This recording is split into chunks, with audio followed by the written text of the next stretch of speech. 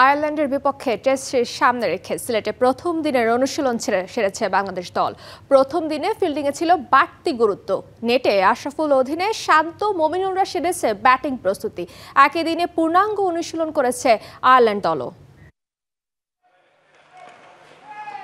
সিলেটে অনুশীলন তখনও শুরু হয়নি। কোচের সাথে ক্যাপ্টেনের জরুরি কনভারসেশন। পুনরায় দায়িত্ব নিয়ে নতুন উদ্যমে শুরুর অপেক্ষায় শান্ত।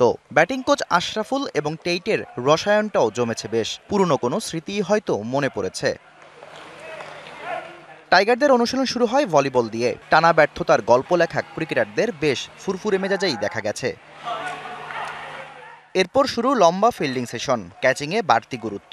যদিও এমনটাই স্বাভাবিক, কেননা ম্যাচে নামলেই শুধু ক্যাচ মিসের মহড়ায় ব্যস্ত থাকে ফিল্ডাররা। কোচিং স্টাফরাও তাই বেশ মনোযোগী। উন্নতির পথ খুঁজে বের করতেই হবে।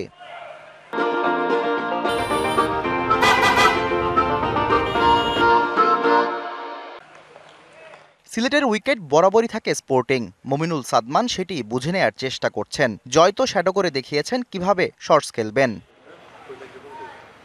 ব্যাটিং অনুশীলনে বেশ সিরিয়াস মুডেই ছিল শান্ত মমিনুলরা। তবে আশরাফুলকে দেখা গেছে আরও বেশি সিরিয়াস। সবাইকেই পরখ করেছেন ভালোভাবে।